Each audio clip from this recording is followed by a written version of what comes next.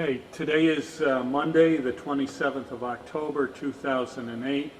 We are at the New York State Military Museum in Saratoga Springs, New York, and we are interviewing Mr. Earl Snell. Yes. Mr. Snell, for the record, would you please state your full name and your date and place of birth? Earl Dayton Snell. Place of birth, Lansingburgh, Troy. Okay, and your date? The date would be October 7th, 1924. Okay, and did you attend school there? No, Okay, we moved from there to Schenectady. I grew up in Schenectady. I went to Okay. school in Schenectady. okay. My Go ahead. elementary school was Halsey School on Albany Street, I believe that was. And then the middle school, what they called middle school, Washington Irving on Mumford Street. And from there to Knott Terrace High School on Knott Terrace. I did not graduate from Knott Terrace High School. That's where I enlisted in the service. Okay, and when did you enlist? About November, I don't know if I got the date here or not. It had to be the first week of November, Okay, 1942. okay. And do you remember where you were when you heard about Pearl Harbor and what your reaction was? Pearl Harbor. Seems to me, Pearl Harbor, I It believe was December 7th, 1941. 41, that's a year prior to that. I was living in Schenectady at that time. As far as reaction, very excited about it. Wanted to get in the service at that point in time, but I was too young and I needed my father's signature to get in. He would not sign for me to get in the service, so as soon as I turned 18, I enlisted on my own. Okay. Now you mentioned you had a brother. Did he go into service before you or after you? After. Okay. And you enlisted in the Army? I enlisted in the Air Force, The Air Force?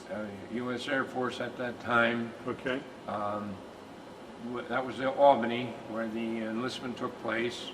My physical was in Utica, New York. That's where they were having our physical. And about 2 weeks later, after my enlistment, we boarded a train. We went to New York City, Camp Dix, I believe.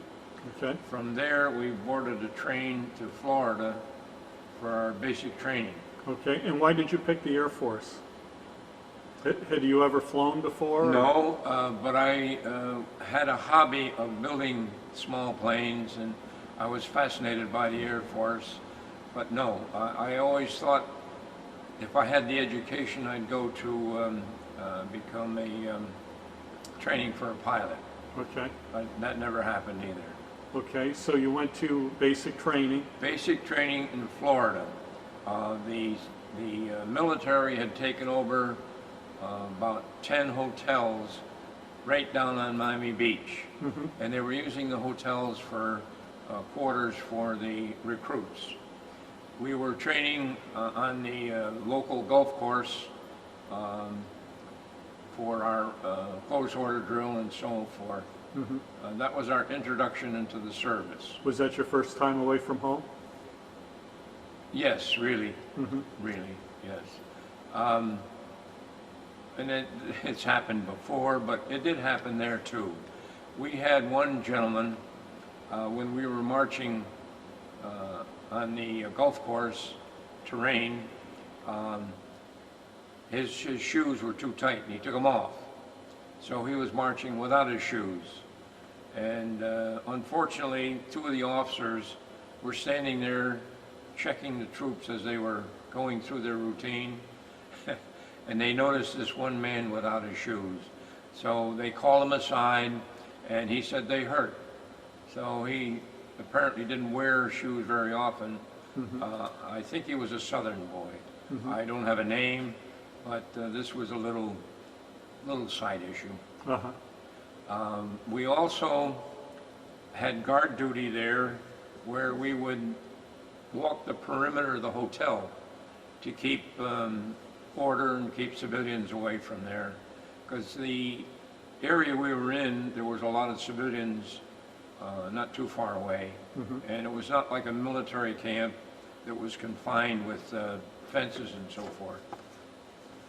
And while we were there,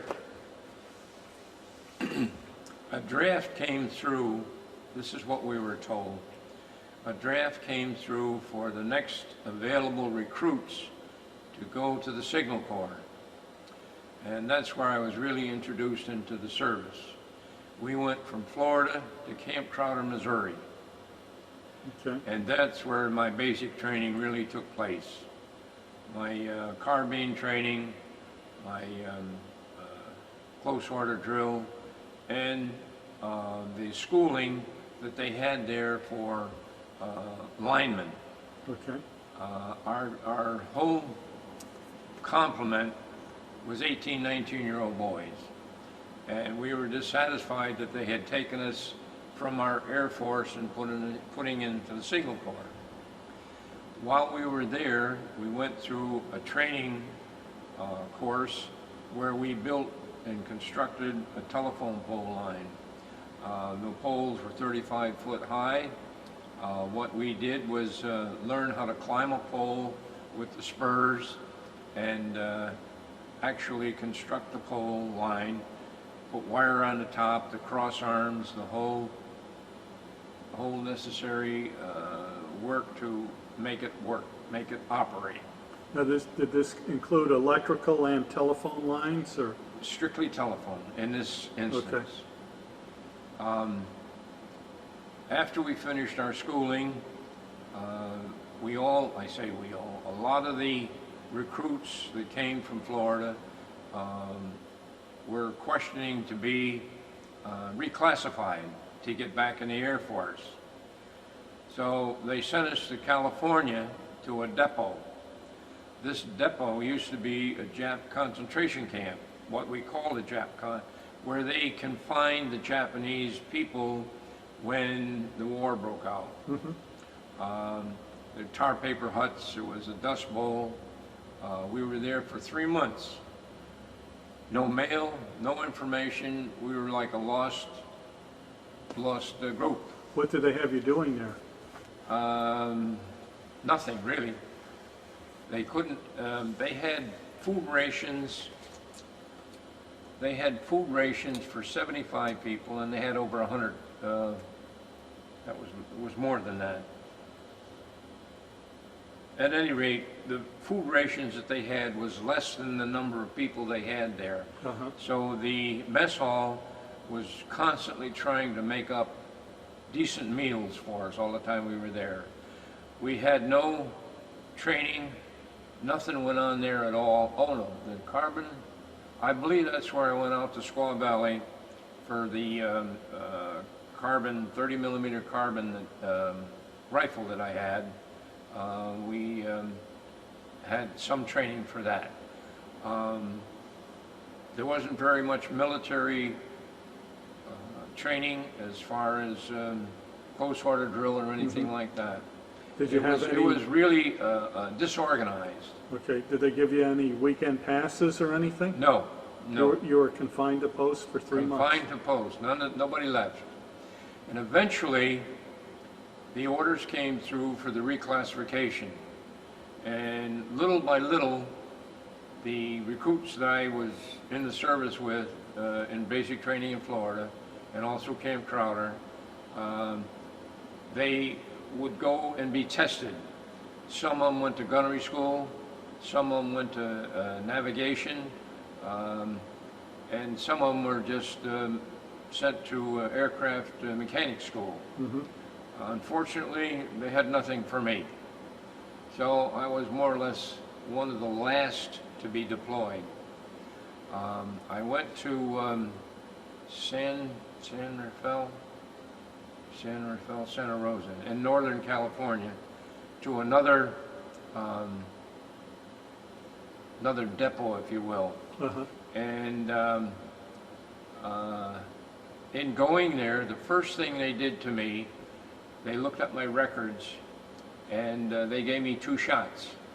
I forget what they were for, yellow fever or something, because they were preparing the recruits that they had for the Pacific. Mm-hmm.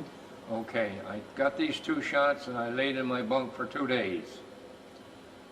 Finally, I got to a point where I could get up, because I knew actually nobody knew me, and they would come and go all day long for their duties, and I laid in my bunk.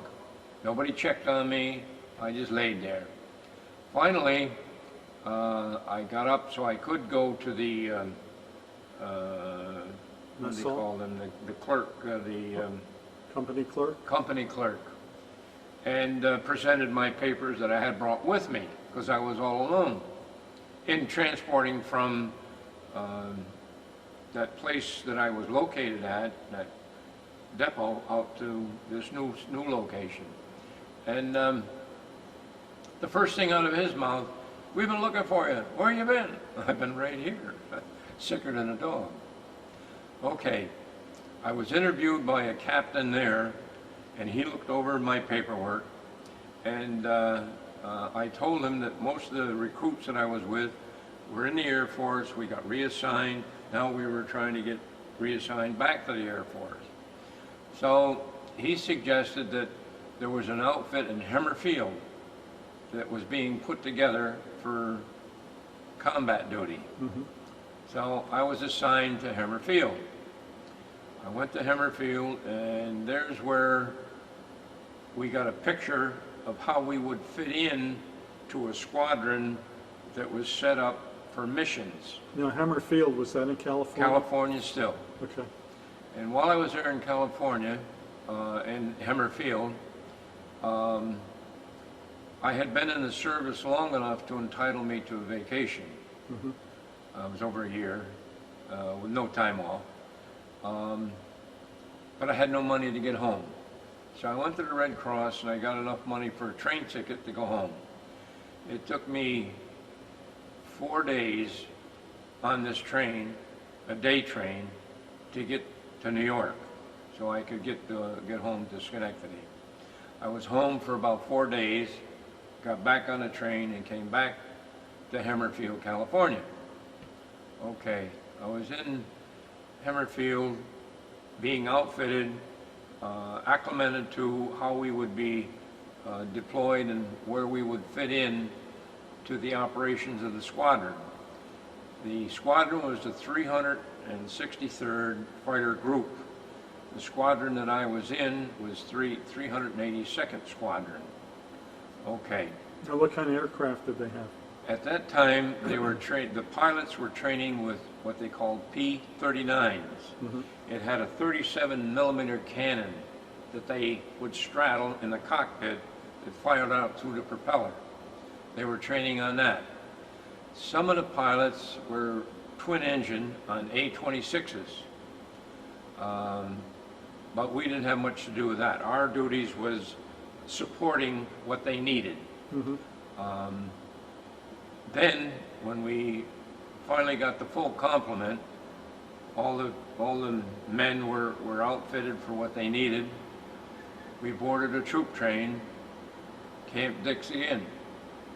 Everybody thought we were going to the Pacific. The idea there was to confuse the enemy. All the troops that were gathered there in California would go to the east, and the ones in the east would go to the west, rather than go off the east coast to that Mm-hmm. theater, or the west coast to that theater, Pacific.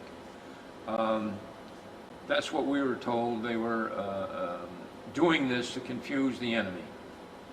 But the guys, there was always rumor where we were going to go, and they came up with, we're going to Europe, Sure enough, we went to Camp Dix.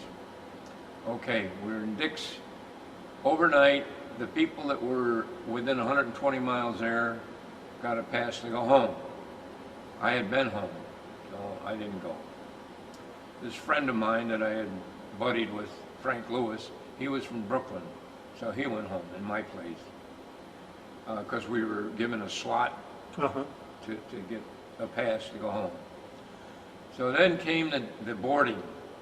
That was quite an experience. We boarded the Queen Elizabeth, and here we are, all in the staging area, and there's this monstrous boat with this little postage stamp hole, and there was a platform there that the I don't know what you would call him. Well, he was reading off part of your name. You were to read off the rest of your name before you went on board ship. So we go up the gangplank, get in the board ship. I go down 1 floor, I go down 2 floors, I go down 3 floors, I go down 4 floors, and I'm a non-swimmer.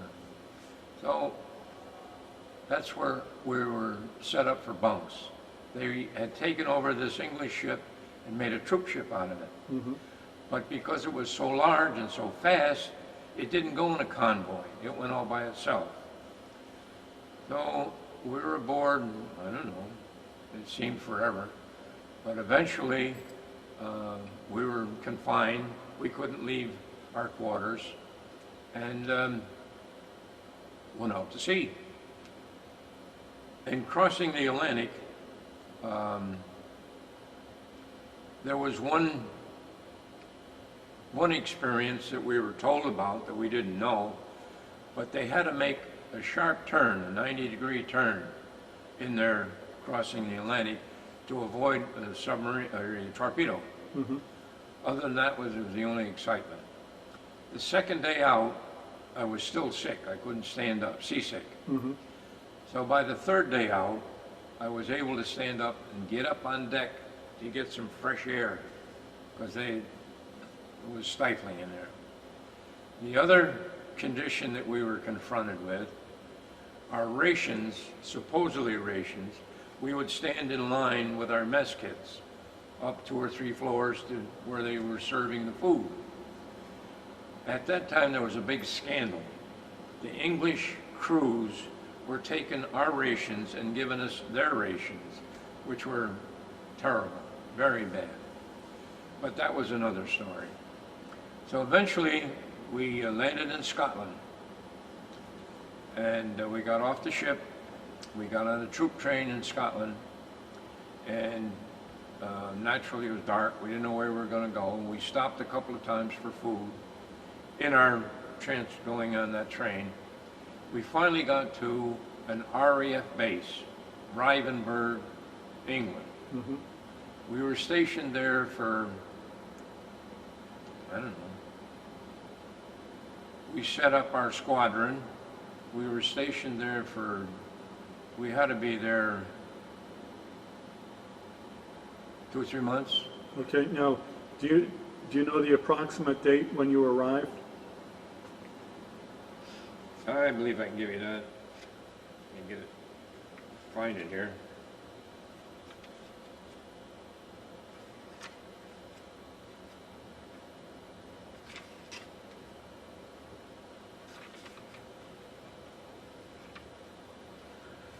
Yeah, let's see, I started in Fort Dix, this is going back when I enlisted. Fort Dix, November 5th, 42. Miami Beach, November 8th, 42. Camp Crowder, Missouri, December the 20th, 42. And this other one, Camp Pinedale, that must have been that Jap quarters that we were using. March the 2nd, 43. Hemmerfield, June the 2nd, 43. Squaw Valley, where we took our rifle training, July 26th, 43. Then we went to Hamilton Field, August the 16th, 43. Santa Rosa is where I got back into the Air Force again, September 1. Hayward, California, I got Air Force there. That's when I'm back in. September the 26th, I was back in the Air Force. Then I went home for my furlough.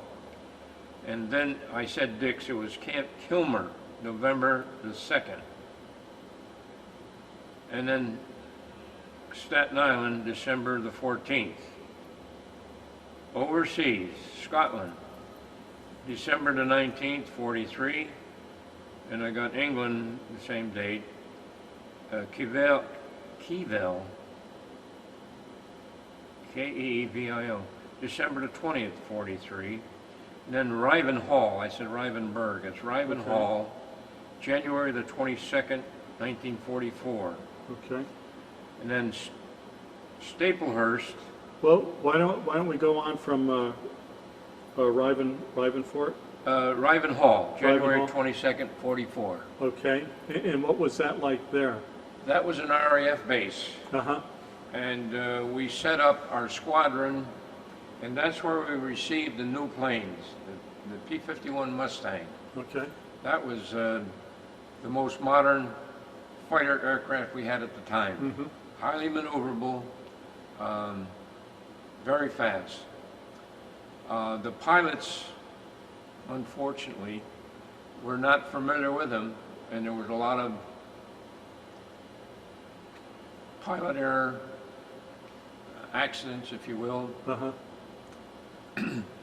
The placement of the flaps and the landing gear, the two levers were close together. And this one pilot came in and landed, and instead of pulling up the flaps, the engine's still running, he's going to the hard stand, he pulled up the landing gear. Oh, jeez. Boom. Another pilot, for some reason or other, had an engine problem. And when he took off, he couldn't gain altitude, so he turned around and came back to the strip at right angles to the strip, and didn't make that either. There was another pilot, came in, apparently didn't have control of it. These planes were real fast and highly maneuverable. He came in, touched landing, and one of the wings hit the ground, and he cartwheeled. That was the 3 accidents that I witnessed anyway. Mm-hmm. But the pilots were not, well, banged and bruised up, but no death-threatening injuries. Uh-huh. Now, what did they have you doing at that point? At that point, we were more or less making sure that headquarters had communications with the various departments. Mm-hmm. If we had to lay wire for the telephones from the headquarters, that's where our switchboard was located. And we had a switchboard, a small one, and that was manned. The man was on there constantly. Every 8 hours he was changed. We would lay wire from that switchboard, which is in the headquarters. The control tower was all right there too, to the outlying, either the mess hall or the pool, motor pool, or the small nurse hospital that we had. Okay.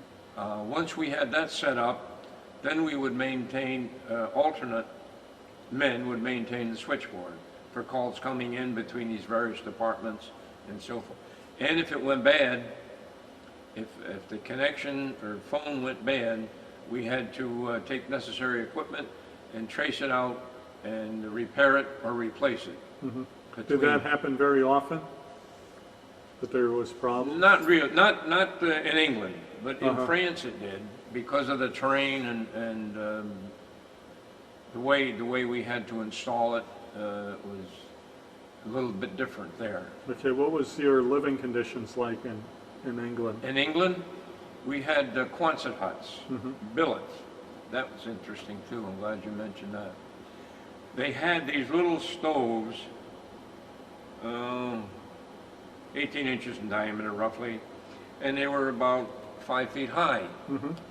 They had a lid on the top, and they had an ash door on the bottom. But they used coke, which is very difficult to ignite.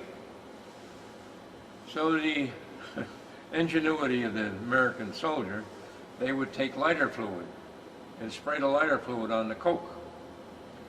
And where the ash door was, they'd put a match in there that lid would go up and hit the ceiling. And the Quonset huts were metal. And you could hear it all over. And a local native would say, well, the Yankees are lighting their stove again. That was a little joke, if you can call it a joke. Then it come time, I wasn't involved in D-Day, but about 2 weeks later, we had to gather up everything and go across the channel into Cherbourg.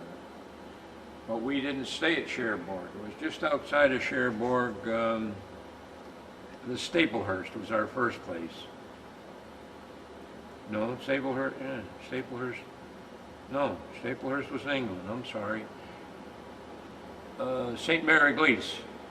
Okay. That was beyond Cherbourg. Okay. All right. And what did you do at St. Mary Glees? St. Mary Glees, we really set up our squadron.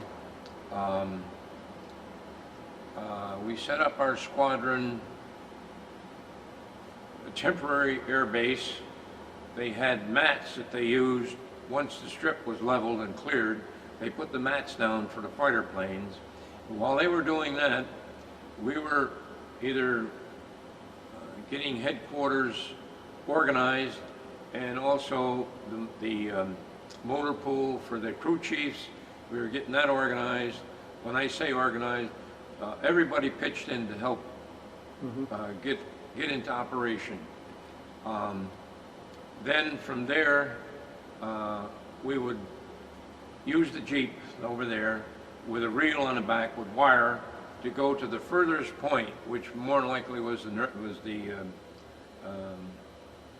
emergency room that we were using. St. Mary Glees was a chateau. We were billeted in a chateau there. Duchamp, Nancy, Strasbourg, yeah.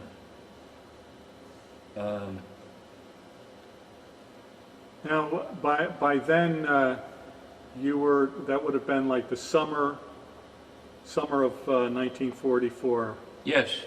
Okay. Yep. Now, did you encounter any problems with the enemy?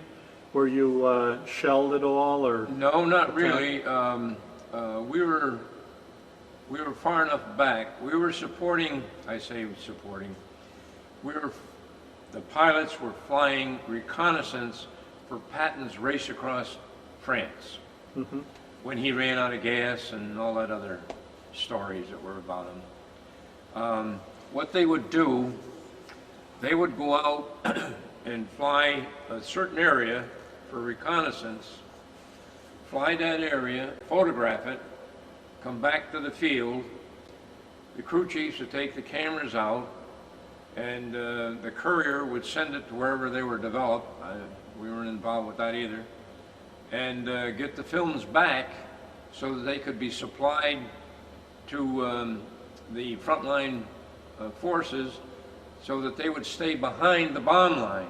They established what is called a bomb line for the U.S. troops and the associate troops that were with them. When they had to bomb or shell, they couldn't go beyond that bomb line, and that's what the reconnaissance was for, to see what was beyond that for the troops that were advancing, such as Patton with all his tanks. Now, did you have any of your aircraft shot down or anything? Yes, we had actually between 18 and 21 aircraft. Four or five of them were usually under some form of repair. So the maximum we could get up would be like, well, 15 to 16. If we could get them up, we felt that we were doing the best we could. As far as the planes, as they come back from a mission and landed, the only thing I can tell you there, well, I'm getting ahead of myself. There was a story when we were before we went into France, there was a story, we had two flying sergeants from Canada that were flying with our officers. And the one pilot's nickname was Pappy Yoakum. The other one I don't recall. At any rate, coming back from a mission across the channel to land in England, they come down on top of that flying sergeant's plane, and he went into the channel. We never did hear about him.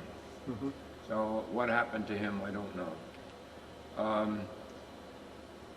The majority of planes that were damaged didn't get back to the strip. They landed at another location, and the pilot eventually came back, Mm-hmm. but the plane, no. The other missions that they used to fly is cover for the B-17 bombers. That P-51 Mustang was a very versatile aircraft.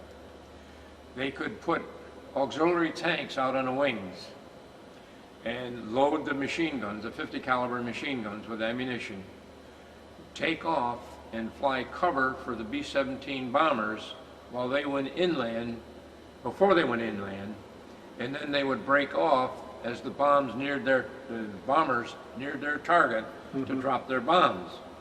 Then they would jettison their auxiliary tanks and strafe what they call a second target, railroad, building, whatever, and then come back to our strip. The other mission was, as I said before, the photographing the terrain so that they could send that to the frontline troops. What else can I tell you about that?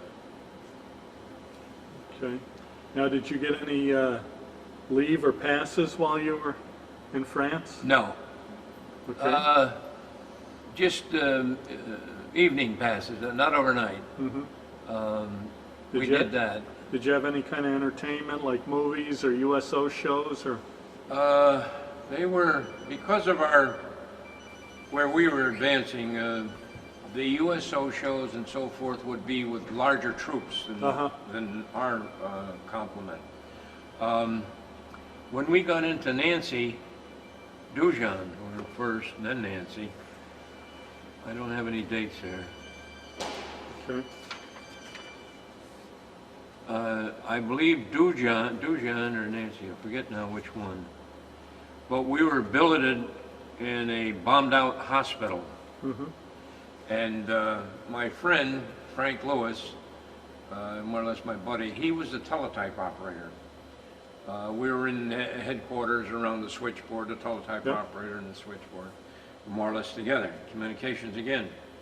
I was going to say something there about that. The bombed out hospital. The hospital was not in use. It was had been bombed or blown up somehow in different stages. The nurses that were local people, that lived local, Frank being a French student, they used him for an interpreter quite a bit. And he talked with these two nurses, and one story that they related to him, that they were forced to draw blood from the patients, mostly young children, for blood transfusions for the wounded German troops that were wounded. And they were against it, but they were forced to do it. Not much of anything else other than that. Okay. Now, into, let's see, the winter of 1945, where were you at that point? That had to be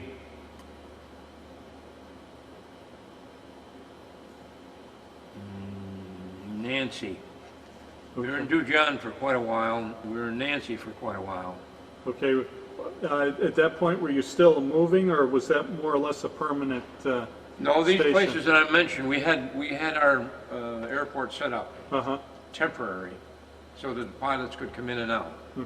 And we used the facilities there, such as that bombed out hospital. We used that for sleeping quarters.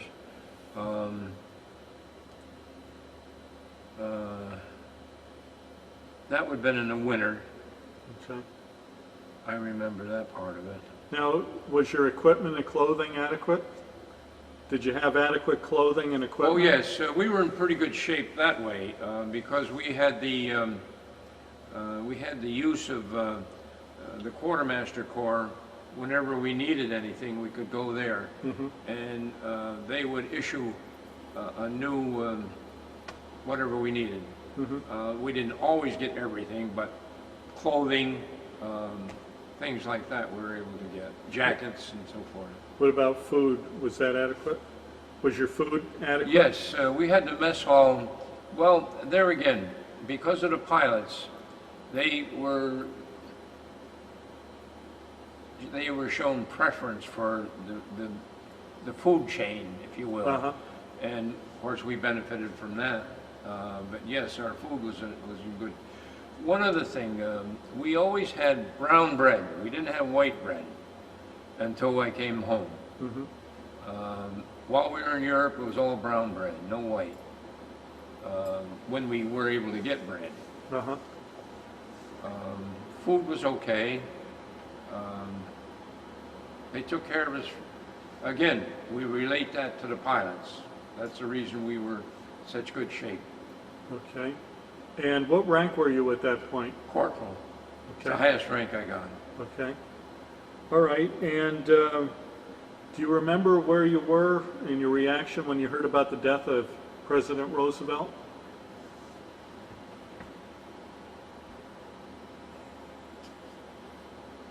No, I can't say that, no. Okay. No, And I'm sorry, I don't no, know. that's all right. Now, where were you when the war in Europe ended? We were in, that's what I got down here, Le Havre, France, when the war ended in May, I believe that was. I got leave, I got a 1 day's leave, and I was able to get in Paris, France, July the 4th, 1945, before I come home. And again, I got sick. Oh, man. I almost didn't get on the boat to come home. We went from where we were located in Le Havre there on a pickup truck. It was a military to get into Paris. We didn't have overcoats because it was right that time of the year when it still was kind of chilly there, early morning. And we got into Paris. We got around that, what they call Place Pigalle. It was like a fair, a boulevard with all fairs around it. We went up and down that. We didn't know what we were doing. I don't know if I got any pictures of it or not. I don't think so. I have a few pictures, but I don't have them here. This is all after the war. My wife and I, we got married. Okay. And was there any talk about being sent to the Pacific at that point? That's what we were aiming to do. We come home on USS West Point. Did you come home with the whole unit, or? They just got a complement of people to fill the boat when we came back that way. Now, did you come back like on a point system? No. Okay. Wait a minute now. The camps, the cigarette camps were set up along the coast in France. Lucky Strike, Philip Morris, Camel, and like that. And apparently when they got a full complement, by that I mean whatever the camp would accommodate, to be better organized, when they got full, got on board ship, if there was one there, because we were waiting for a ship to be available, and then come home. Yes, we were headed home for 30 days R&R. After the 30 days, we were going to go to the Pacific. Okay.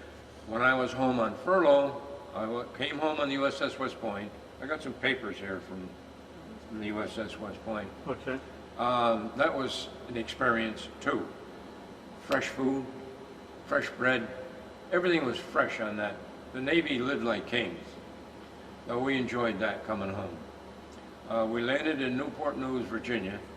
no bands or nothing. We just landed and got off the ship, and arrangements to get home. We were given money for a train fare to come home. Okay, came home, and while I was home on that 30-day R&R, Japan surrendered. Mm-hmm. That's where I was at that point in time. Was there a lot of celebration? Oh, well, yes, that was, how do I explain it? There was jubilation all over the place, all night long. There was no end to it. Uh-huh. It was fantastic.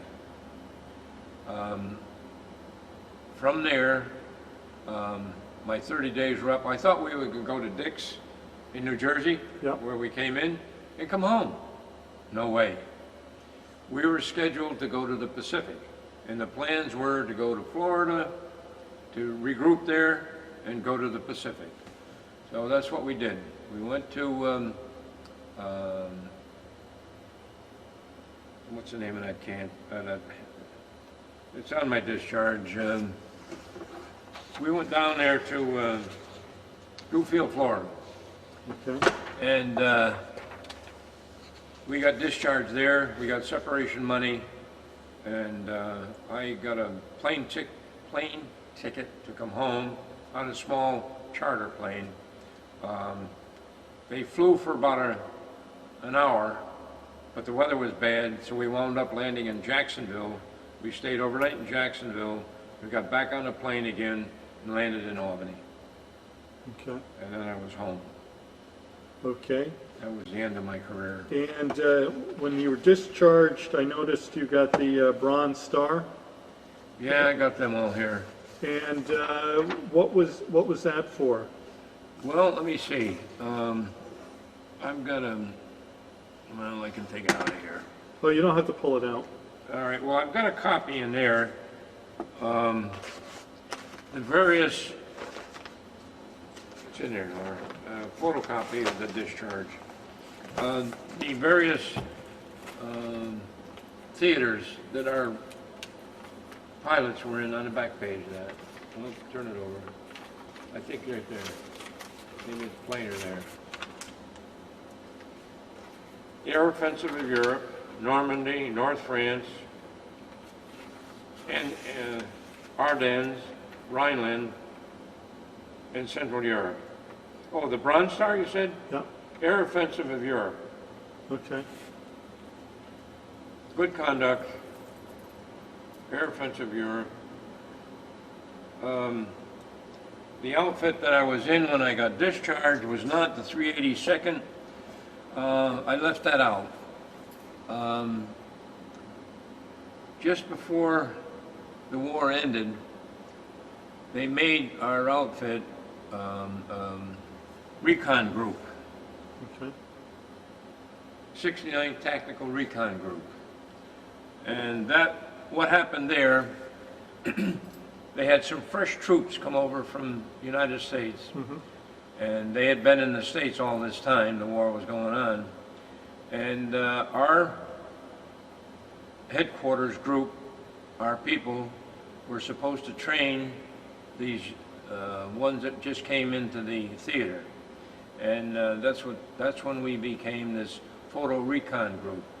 We had P-51s and P-38s. Mm-hmm. That's the twin fuselage, Right. Twin engine. For photo recon, and that's where we got into that. They would fly different areas, the terrain, to photograph it, to supply the frontline troops with. Okay. That was at 69th. I didn't like that because I'd been in the 382nd all the time we were over there, Mm-hmm. and there's no mention of that here. Okay. Other than that, Now, once you were discharged, did you make use of the GI Bill? not right away. I went to work. I went to work at GE. No, Navy Depot first, electrician's helper, and then I went to GE, which I spent about 10 years at GE in various jobs. Mm-hmm. One of the jobs that I had there was very interesting. It was a lab technician we were testing the turbine alternator drive off the B-24 bomber. Okay. What happened there, they had fuel tanks underneath the turbine alternator drive. 2 chairs, about that size. And what would happen with the turbine, it's notorious, they excel in RPM to a point where they're destroyed by centrifugal force. When that happened, the blades of the turbine come off, it would puncture the tank, boom, it left the aircraft. That's where they found out some of the aircraft were being destroyed that way. All right, the engineers designed what they call a shear nut. On the end of the shaft, they had this square nut with a pin in it.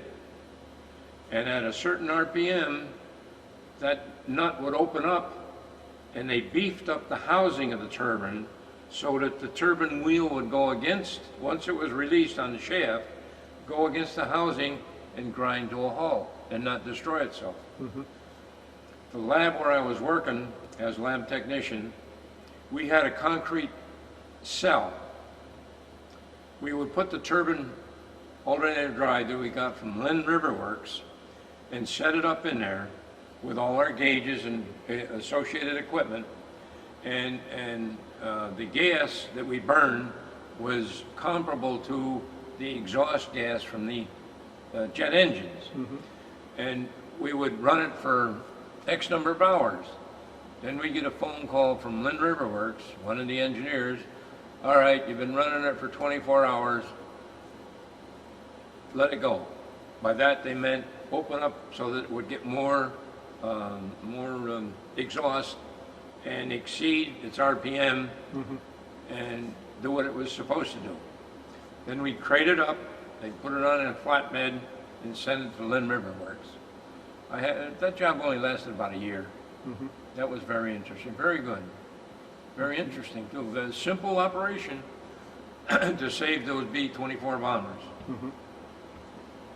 One other thing that happened in Europe, it didn't happen at our airfield, but the Germans were very, very talented, if you will. And our forces used a fighter bomber, a P-40, I believe it was. And that was the heaviest armor fighter we had. It had 20 millimeter cannons, it had 50 millimeter machine guns in the wings, and a bomb rack underneath. They just barely got off the ground. Well, they lost a lot of them. This was in the early part of the war. They lost a lot of them in Europe. The Germans would confiscate them piecemeal and put together an aircraft that would fly. So eventually they got 4 or 5 of them. And what they would do when our fighters would go on a mission into France and Germany, when they come back, they would tailgate them and come in with them. And when our squadron landed different airports, they would come into England and strafe the English shore.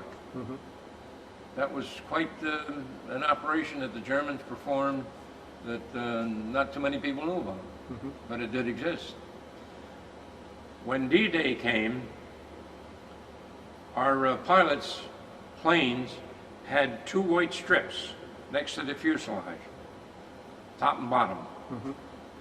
Then the crew chiefs and everybody was scrounging around to get paintbrushes and paint to put these on. But then, just before the time for D-Day, they changed and they took them off the bottom. They just left them on the top. This was to identify American forces aircraft. And taking them off the bottom, you couldn't tell from the ground what they were. That was interesting too. They went crazy trying to get that off the bottom and just on the top. In hour, half hour, 45 minutes is all they had. That was a last minute change before D-Day. Okay. Did you end up joining, after you got discharged, any veterans organizations? Unfortunately, no. I steered clear of it. I was a young whippersnapper. I didn't have any connection with any of the clubs, and they were mostly, in my eyes, maybe they were served some good, I don't know. But they became a hangout for drinking beer all day long. Okay. They performed some excellent duties. I'm not trying to put them down, but it was just not for me. So no, I did not join. Did you stay in touch with anyone you were in service with? The only one that I tried to stay in touch with was Frank Lewis in Brooklyn. But unfortunately, when we got discharged, he wanted me to go down in Brooklyn where his brother and family were running a florist shop and be a chauffeur to deliver flowers for him. But I wanted to go home. I didn't know anything about Brooklyn or New York, so I told him no, I didn't want to do that. Well, he was unhappy with that. So that was the end of him. He never contacted me. No. I tried contacting him a couple of times, but his mother always answered the phone, and she would say he's out or he's sleeping, so I was never able to get him. Okay. Now, do you have some photos? Not here. I've got one photo of myself, but that's it. Okay, that's fine. Here it is. If you'll hold that up right in front of you, I can Just a zoom in on it Here with it the is. camera. That's the only one I've got. Okay. All right. Just hold it right there and I'll zoom in on it. And when was that taken? Any idea? 42. Okay. All right. And did you want to hold up this frame document?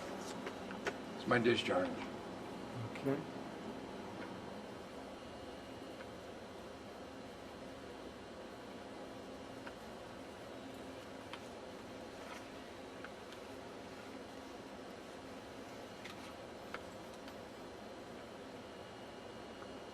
Okay. Anything else you'd like to show Well, us? let's see. What else we got here, honey? 4th Air Force Replacement Depot. All instructions. What they told us when we went overseas. How to conduct ourselves and so forth. Sex hygiene and venereal disease. I didn't know anything about that.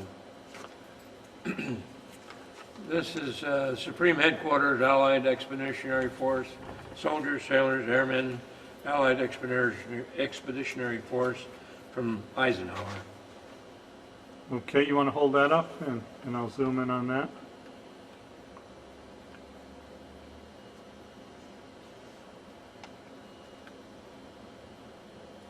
Is this for D-Day or? Yes.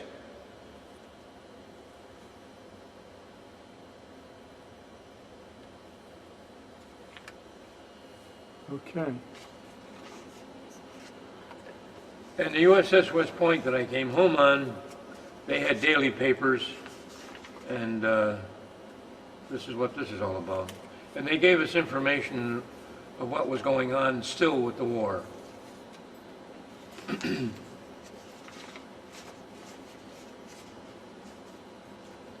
part of this.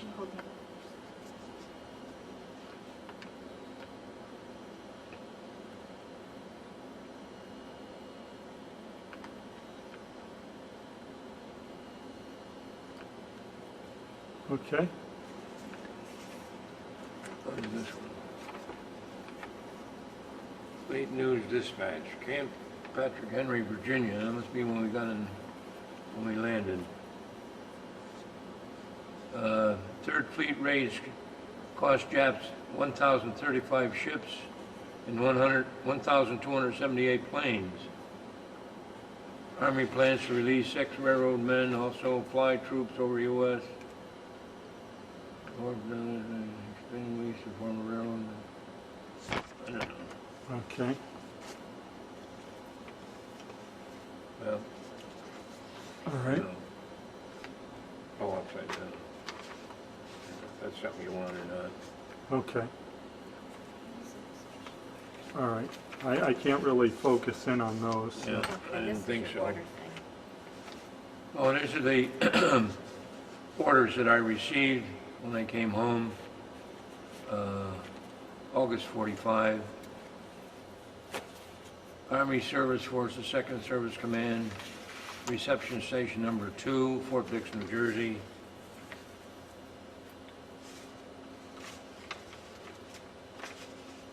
That's just when I came home. And Okay. How do you think your time in the service changed or affected your life? well, before I went in the service, I was going nowhere.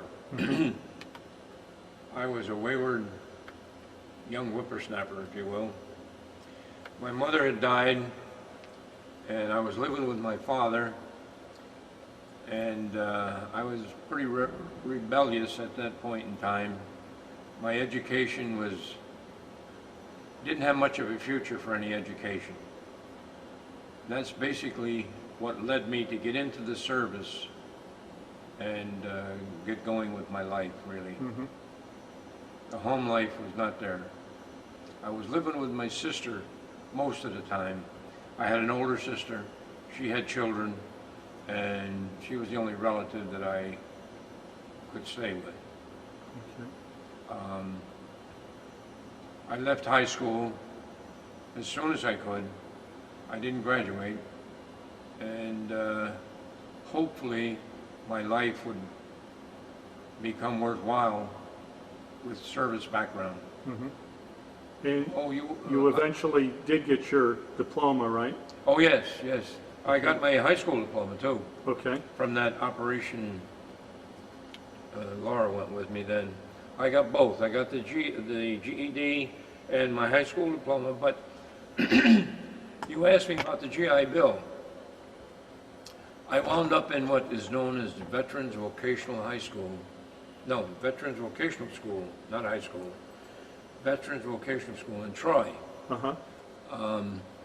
There was 2 one-year courses there in electricity. And that got me into, I think, the second job I had, GE. I went away from GE for a while. I went to school. I was working at GE nights and going to school days. And when I got through, I got that position in GE in the lab. And eventually, I went to work for the New York Board of Fire Underwriters as electrical inspector in Greene County before she was born. Okay. And I raised her in Greene County, and 26 years with the New York Board of Fire Underwriters out of Albany. Okay. I worked from my home, and I believe all the education put together entitled me to that position. Not entitled me, qualified me for that position. Okay. Well, thank you very much for your interview. I hope I can, You did an excellent job. I hope I, Okay, you had a mashed potato story? yes, what we call mashed potatoes. There was a mess hall in one part of our area we were set up for the pilots. There was a wire fence and a split rail fence. And you had to go from the mess hall down past this to get back to our quarters. Well, right on the corner, there was 2 mashed potatoes hanging there on the fence all the time we were there.